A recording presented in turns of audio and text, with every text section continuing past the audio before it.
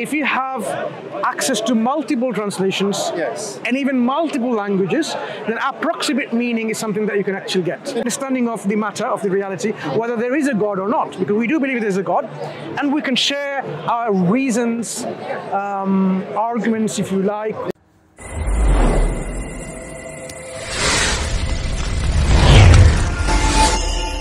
Systematic language, in the sense of once you know the grammar and rules, then it follows. Yes. There are exceptions to grammar in every language. Yes. So if you dedicate your time, and the best way to do it is by going to a country in which people every day in the streets, in the shops and markets speak Arabic, meaning going to a Muslim country where they speak Arabic. I tried learning for years and years and years and years, dry grammar.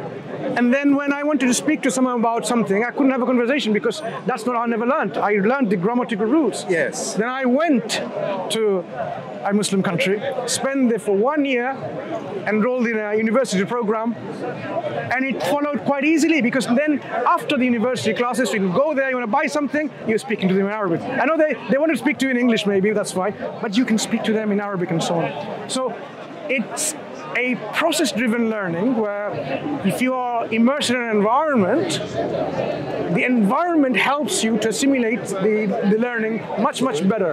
Have you tried going to an Arab country, staying there, living? Okay, and then how did you find? Well, I'm in the process, which is why this seems like an excellent place to get some advice. For example, I am reading through a version of the Quran that I have that's in English, but I'm finding that that's one of the curiosities I have is since I can't write or read fluently in Arabic, how can I be sure to get the true meaning since my education of the language is incomplete?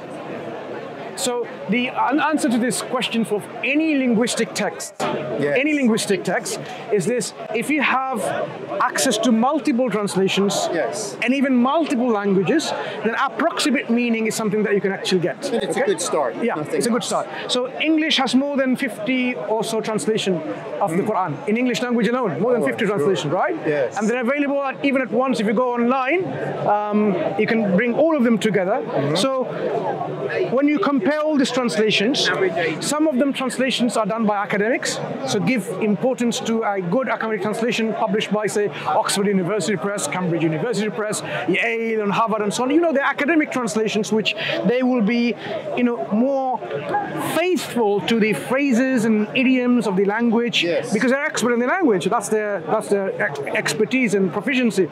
And I would recommend, those translations at least have side by side to someone who is just simply un-Muslim translating it, for example. Some translations are done by, say, non-Muslims who have captured the meaning as much as possible in a poetic language. For example, A.J. Arbery, the Quran interpreted, the Jewish scholar N.J. Dawood, if you haven't heard about him, his works. This is in the past. In present future, there's many works. I can tell you, I can go to Professor Abdul Halim's translations of the Quran. Okay, you can go to a few other translations. There's an easier translation by called Easy. Is it called the Quran? Al-Khattab's Mustafa Al-Khattab. What's it called? Okay, there's many translations like this.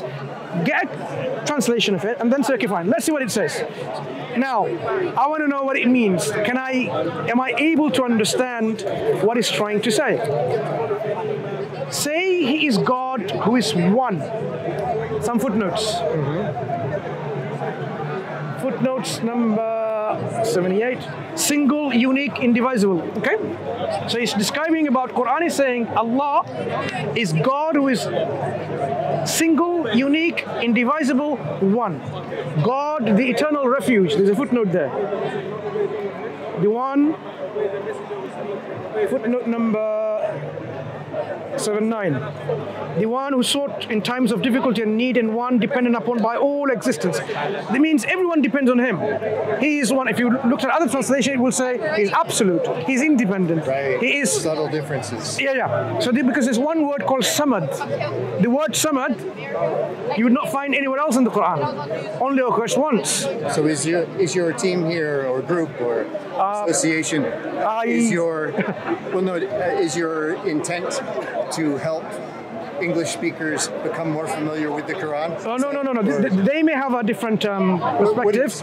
My brother here and myself, we come here to speak with people about our most important obligation in life. Okay. And how we fulfill that and how we can be saved. You and I believe in God, right? You believe in God? Well, probably not. Probably not. Then we also, those people who may not believe in God, have a discussion to see how we can come to a true understanding of the matter, of the reality, whether there is a God or not, because we do believe there is a God, and we can share our reasons, arguments, if you like, yes, proofs and evidence, if you prefer, whichever suits you, to why there is a creator, why there is only one of those creators, and why we're in need of showing gratitude and thanks and worship of our creator, and why we are here and what happens when we die, and how do we fulfill our obligations to have a life successful in this world as well as life which is come in the hereafter, because we don't believe this is it. Right. There is another world in which there will be either a place of happiness or torment, so you make yourself where you want to go. So if you don't believe in God, for example, maybe you can share with us and we learn from you. Maybe. What are your reasons of not believing in a creator God of this universe? Good for you guys. I love your approach. My beliefs are closer to that of Buddhism. Okay, so what? I know there's lots of branches of Buddhism, but whatever you follow, is there a place of a creator, God, who created the cosmos and created the cycle of life and death, created moksha, created the rules of nirvana? Well, I'll tell you, at least to me, what's probably even more important than that is that there's room for always trying to learn, because I don't claim to know. I claim to seek. Yeah. And that's why I like to speak with everybody, especially when it looks like there's a group that have a good and focused purpose. You guys have a good energy about you. I like what you're doing. We like you having a discussion with us with an open spirit too, because that's where people learn from each other. And if we didn't do that, then there's always the fear of the other. You know why people are afraid of Islam, as you know from the media, yes, media misrepresentation of it. But if you knew about Islam and you've been in a Muslim country, your perception would change. Many Muslim friends as well. Yeah.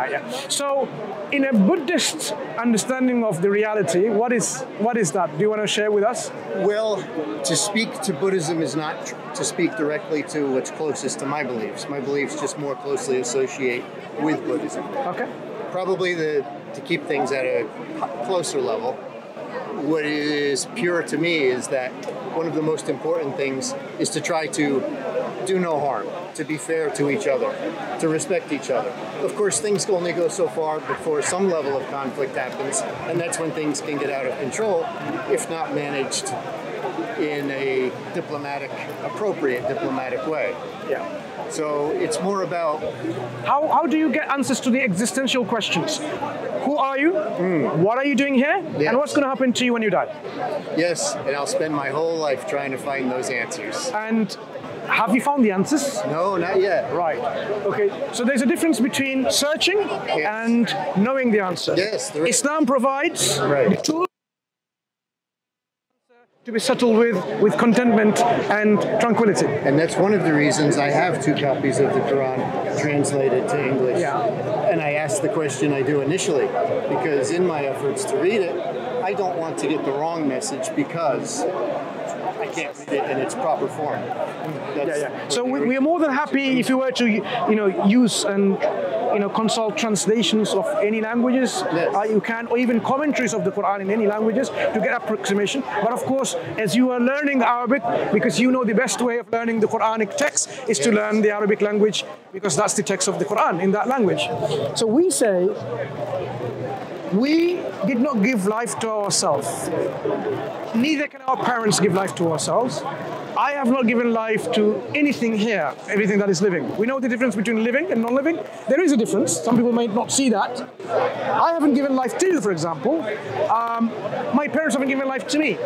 Life is something, it's an ability where, it's like some kind of force that keeps me living. If suddenly it goes away from it, I'll fall dead. My body will just fall dead. on the ground, it's not going to walk and talk. If I died as a baby, my parents, if they had the ability of giving life, they would have given me life. Every parent would have done that. The fact that no parents can bring life back to their dead baby shows them they did not have the ability to give life. That means life is something that is not given by our parents. So what is it that gave us life? And not that only. What is it that's taking away our life? By a program. It's programmed in our DNA. We should die. We should cease to, we should perish. Everything seems to be like that. Nothing is everlasting. So we have a programmed cell death. This is like a program in the DNA. A program doesn't come other than from a programmer, a designer.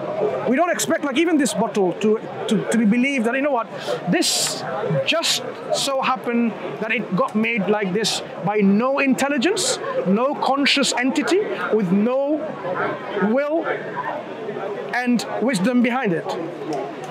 The reasons, what's your name, young man? Ben. Ben, do you know why you have this thing?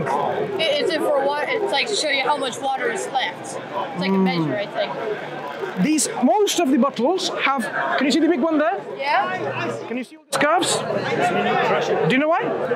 So that once you finish, you can crush it and it becomes so compact, then you can recycle it because you have now less volume to have more of the bottles together. If you have a whole bottle like this, it takes a lot of space. Well, what do we do with the bottles at home when we get it's empty? we collect money to go have cans of bottles, and we'll crush up the bottles and then exactly. money. And then put the cap back on. Yeah. So exactly. So this is purposely designed that way. To consider that this bottle just comes with this kind of intricate design to hold water without any leaks, it's not sensible. That's why I'm saying the whole universe, including the program of ourselves that we die, it is evidence for a designer, a creator, or life giver who has brought us in this existence, in this form, in this particular assembly of complexity and organization. Because complexity can be different types, but when the complexity is organized, right? Organized, like a phone, for example, that you have, that you use. It has an intent behind it that you can hear voices of your friend and family or other people transferred in that particular piece from another place. It records picture and lots of things. You can write on it, you can send email. Intent, purpose, complexity, all of that organized. To consider that this phone just came without an organizer, a designer, it's not a reasonable thing to believe in. Pardon me for one moment. So this is a good example. This is my son. It's his first time in London. Nice meeting you. Speaker's Corner. Nice to meet you too. And he was interested to see what happens here, and I tried to explain to him. This is an excellent example of thoughtful intelligence who have things that they want to share with others, and they're trying to share without hostility. Which I am and with respect, fine. which is wonderful. Thank you for showing a good example to my son, and it being an engaging topic for me personally as well, and one of great interest. Very nice. So, what would be your reflection on this reasoning?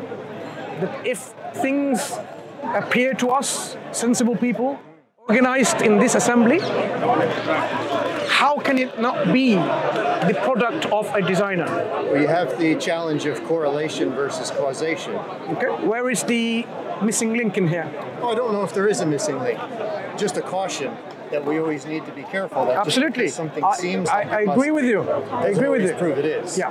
Of course, I don't disagree with your beliefs either. Yeah. So there's no conflict there.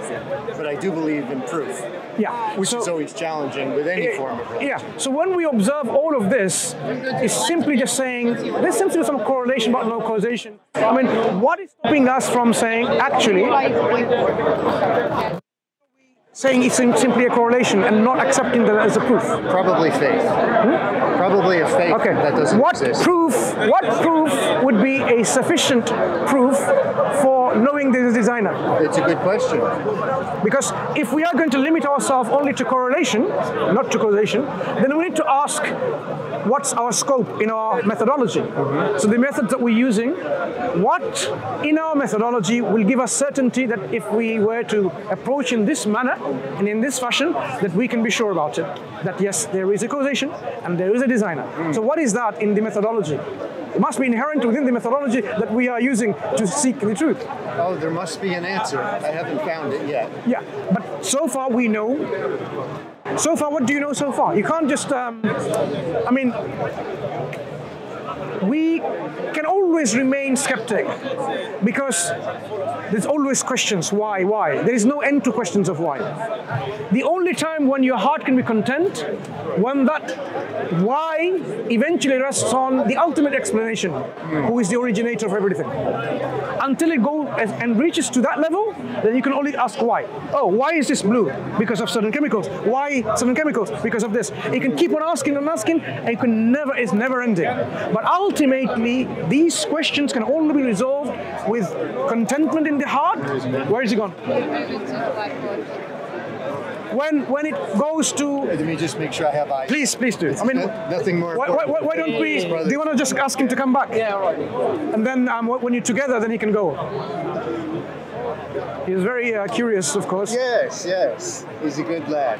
Yeah. He was only going to go to the Yeah.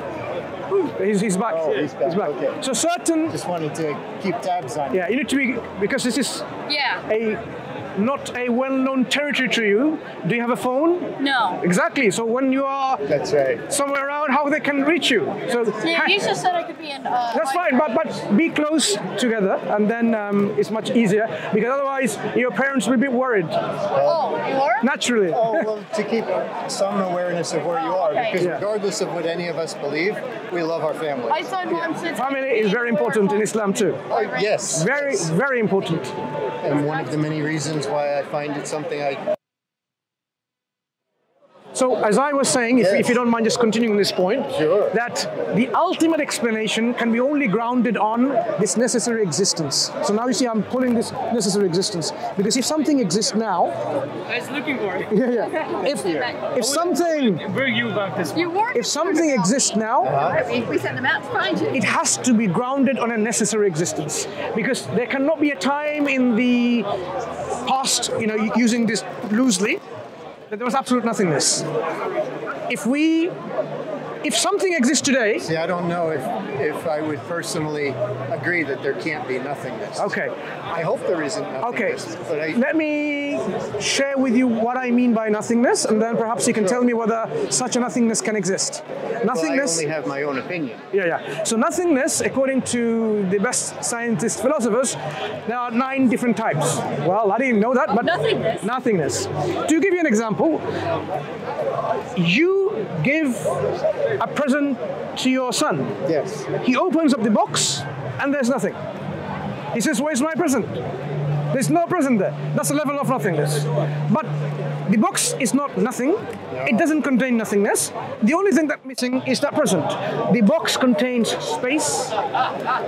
The box contains fluctuations. The box contains gravitational fields. And we go by like this. Eventually, you'll find it contains even possibilities of being existence. So when we say nothing, nothing is the absence of everything, every matter, space, time, fluctuation, quantum fields, even possibilities. So such a thing is actually describing non-existence, which is absence of everything. Why would that be impossible to be? If such a thing at one point existed non-existence, it doesn't even have the potential to do anything to bring about existence. I have a question then. Yeah. Before we were born, we were nothing. No, entirely. We did not exist. We may not have our physical bodily existence, but our soul could have already, as we believe, existed. So do you believe in reincarnation? No, we don't believe in reincarnation. What we believe, once we are created, then we will live in this life, and there will be another life where we will be given body back to us in a different reality. We call it a hereafter, and that life continues forever and forever. God will maintain that existence forever. So this is ongoing that way, but we didn't have eternal past existence. At one point we were nothing. God brought us into existence. So the idea of creation ex nihilo or creation ex materia, whichever you like, we were nothing at one point, but God physically brought us into existence. Only God existed. So God is the ultimate creator, and everything else. Who created God? When you say who created God, that statement has a lot of underlying assumptions, such as there was time in which God didn't exist. There was time in which at one point there was something else who had the potential ability to bring about God. Our concept of God is always in existence. So the question of coming into existence is not a sensible question, because He's already there, always there. You can ask questions of something that did not have a prior existence. How did it begin to exist? But if God exists always with no beginning, then that question doesn't apply. So God is not created by anyone. God is always in existence. That's what we believe. Which comes back to faith, though, to some degree. Not faith. This comes to reason. Reason. I'll tell you what I say. Absolute nothingness cannot bring about anything. It has no energy of its own. Buddhism or any of the branches of Hinduism, it has an underlying essence of energy. There is energy necessary, in which the energy manifests itself. It's, the way they say, like, how the sun and the rays and so on, the projection of that and so on, because you're all part of that energy, you're not distinct from it. Energy is a necessary condition to believe in this belief system. Nothingness has no energy whatsoever. No power, no energy. But just because we don't understand something ourselves shouldn't certify that it can't be. Because our minds are not as incredible of computers and processors as we might think they are, or your God might be, or my God, if whatever anybody's God. Just because we don't understand something doesn't mean it can't exist. Well, we can understand it. We do understand it. We do understand when we explain what we mean by nothingness and non-existence.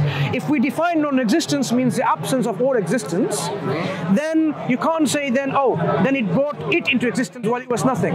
It is not a sensible thing to do, because we, in our search of the reality and truth, we have to have sound tools. We cannot totally have a tools in which we have in our disposal logic out of the window, reason out of the window, everything else, like saying I'm with blank slate. You know what? I can believe in a married bachelor. I can believe in the finite infinite.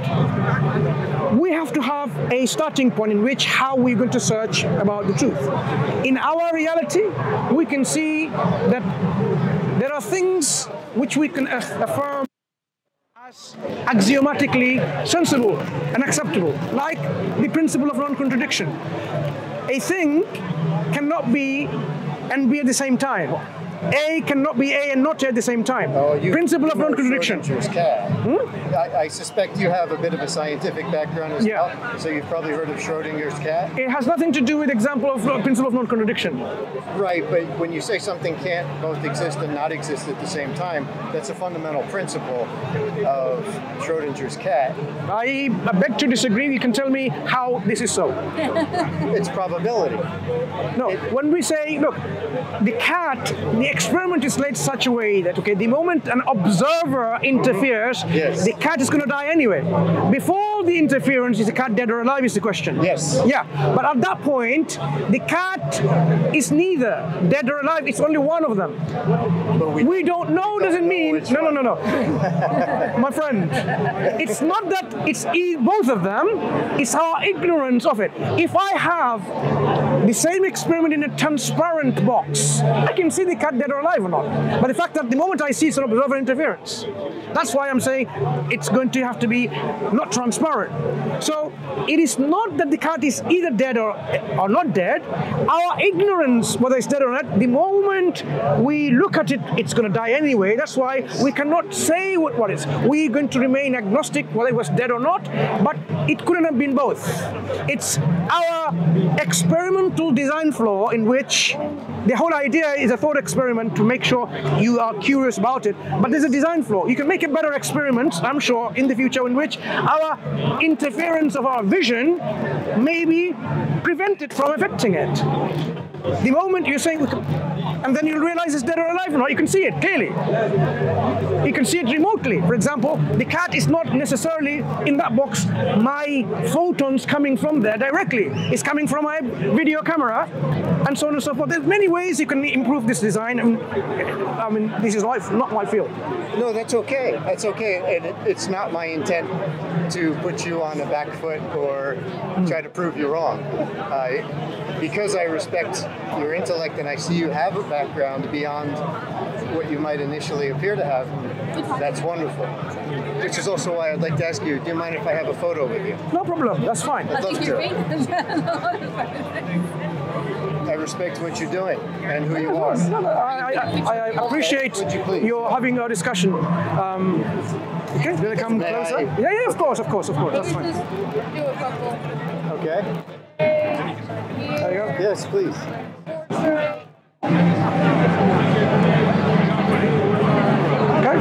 Okay. Done yet. Okay. Oh, no more. There we go. Okay, so there is. I will. Oh, but I just want to quickly wrap this up. Yeah, totally. There is this Well, principle of it'll never be over. non-contradiction in which philosophers and scientists, they axiomatically have to accept. If we are going to operate in this world in searching for the truth, our scientific experiments would not make any sense if we did not accept that axiomatically. Our philosophical inquiry would not make any sense because otherwise, if this was the case, you can believe in anything, right? Doesn't matter, contradictions are possible. So once we have these are axiomatically true, we will arrive that yes, nothingness cannot bring about existence. That means the existence which exists now must always exist from an existence going back, an existence to an existence. Either the universe or this cosmos has always been there in that, or the originator.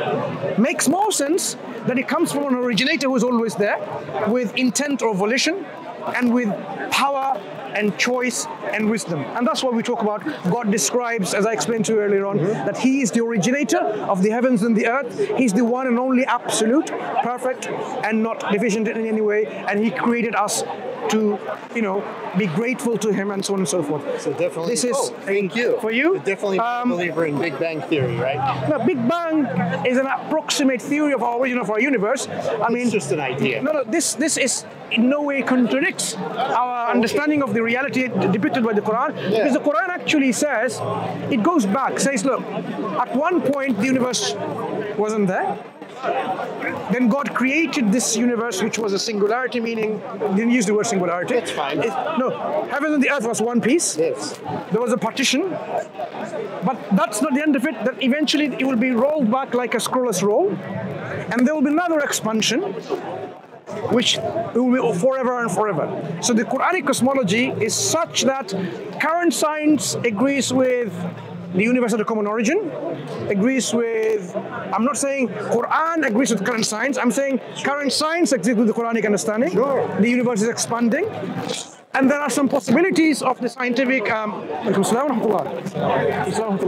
Quran, scientists are already, thinking about whether the universe expand forever or it's going to contract, and whether there's going to be another expansion, and so on and so forth. Keep doing what you're doing, my All the friend. best. What's your name? Rico. Rico. Pleasure speaking to you. And yours? Mansur. Mansur. Mansur. Shukran Jazil. Have fun. Okay. Thank you. You take care. Take care, both of you. How are you? Alhamdulillah. Yeah.